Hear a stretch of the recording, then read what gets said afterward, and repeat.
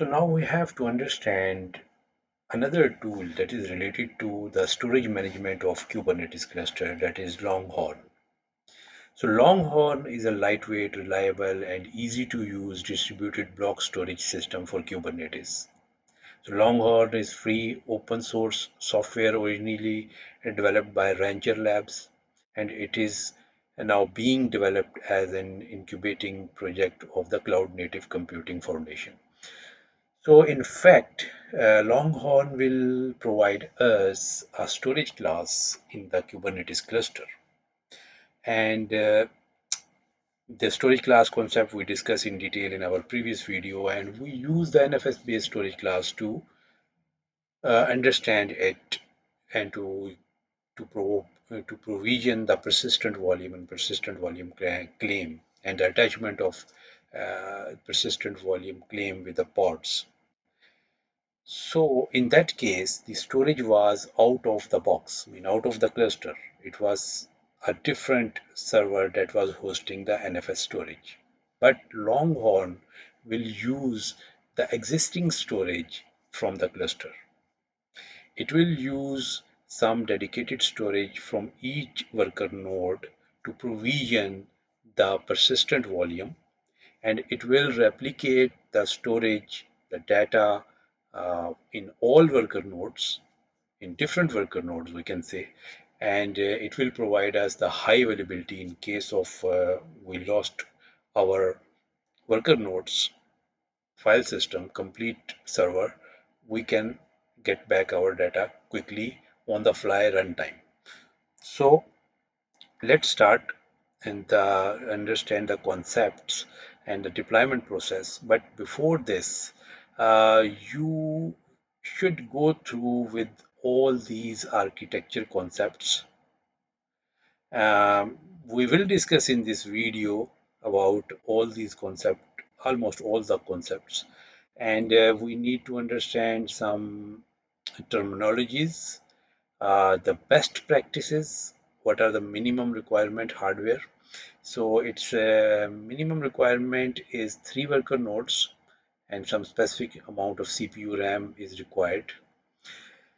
So I will quickly jump to quick installation. The installation is available with if this is a Rancher project and if you are running the Rancher cluster, Kubernetes Rancher cluster, then you can directly use the Rancher dashboard to deploy the Longhorn. If you are running a simple Kubernetes cluster, you can use kubectl, Helm. So, but I will use this straightforward kubectl method.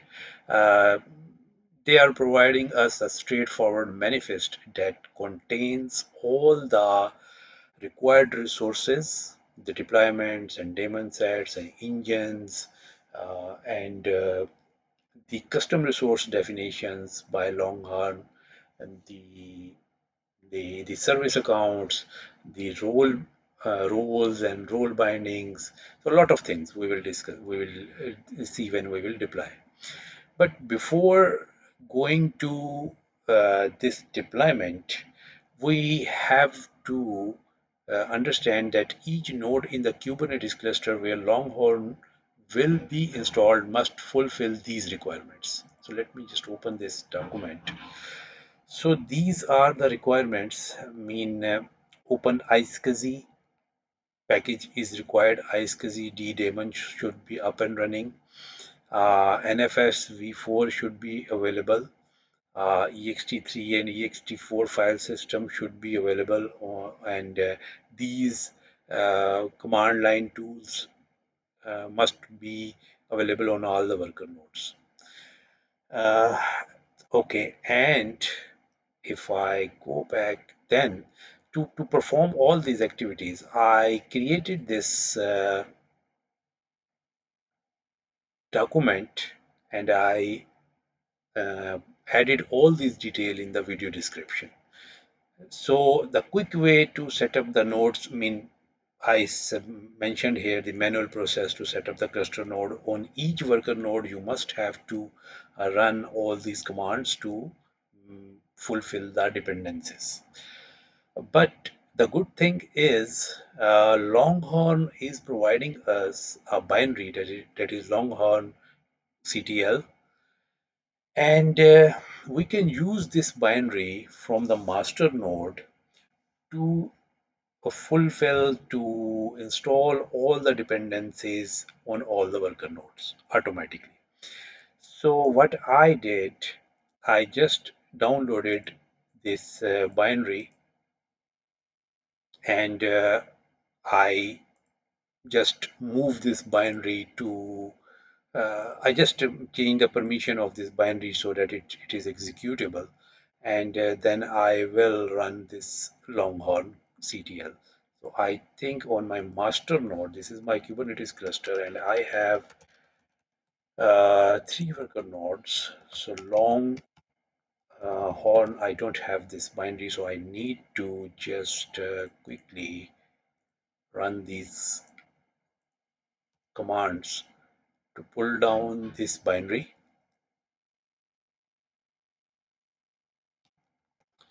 Okay, so this is downloaded, and here then I change its permission to executable, and now I can use Longhorn CTL and hyphen hyphen help. So these are some, this is just like a binary. It will help us to install all the dependencies in our worker node. So we can run this pre-flight flight check. So here if I go to the documentation and Longhorn command line tool. So Longhorn command line tool, I mentioned how you can download this tool, and I can use this binary with install preflight. So the question is how this binary will reach to the worker nodes. So the answer is it will use the environment variable that we set up to the kube-config environment variable, and it will use your kube-config file to interact with the API server, and will access all the worker nodes just like I am doing kubectl get nodes by using the API resource. So the Longhorn binary will use the API to reach all the worker nodes. So if this environment variable is not defined, so you have to add this additional argument kube-config, and then we have to provide the path of the configuration file to reach to API, Kubernetes API. So this binary will install all the dependencies on your worker nodes, and it will pull down from the internet. So internet should be available on your worker nodes. So it will take a while to set up all the dependencies. Meanwhile, let me show you uh, the what I set up on my worker nodes. So this is my worker node 1, and on this node I add additional disk as STB, and I mounted this disk 50 GB disk. It's mounted under var lib longhorn.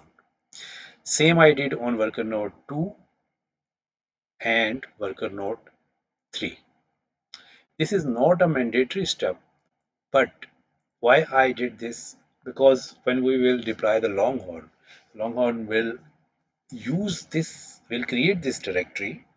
If this is not available, this pre-flight check will automatically create this directory if this is not available, and if this is available, it will use this as a storage to save the persistent volume data in the worker nodes.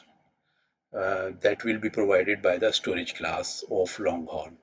So why I use the additional disk? Because if there is no additional disk, then it will use directly under your var partition, or if var partition is not available, then it will directly use from your root partition. So it's better to use this as a separate partition. So all the persistent volume related data will go under this location. So Longhorn will create the data under these under this location and will do the data replication for the high availability. In case we lost our one worker node, our data will be retained. So this is done, and now it is suggesting us to use the same binary to check if everything is set up on the worker nodes properly. So let me just open this documentation. Then this is troubleshooting. We can run this command to see what is all the dependencies are uh, fixed on the worker nodes. So this command ran successfully, and now it gave us the output of worker node 1 cube DNS with 2 replica is ready, because this is the dependency of Longhorn. iscsid D is running, because iscsid, by using the iscsid protocol, it will provision the storage for the persistent volume. We will understand this in detail. nfs is installed, all the packages are installed, the modules that are ready required for this Longhorn are loaded. On worker node 2 it's good, and worker node 3 it's everything is good. Okay, so now we are done with our basics of the prereqs of the installation. So now we can straightforward go to the install with kubectl. Okay, now I will use this command. The straightforward, I am using this binary from this website. So the variant 1.90 is the latest one, but and the binary that I downloaded to check the preflight, the Longhorn control, that I used slightly older variant, that is variant 1.8.1. So I will use the same variant to deploy the Longhorn. So it's better to use the previous variant uh, that will be stable. The latest variant you should avoid. So now what happened?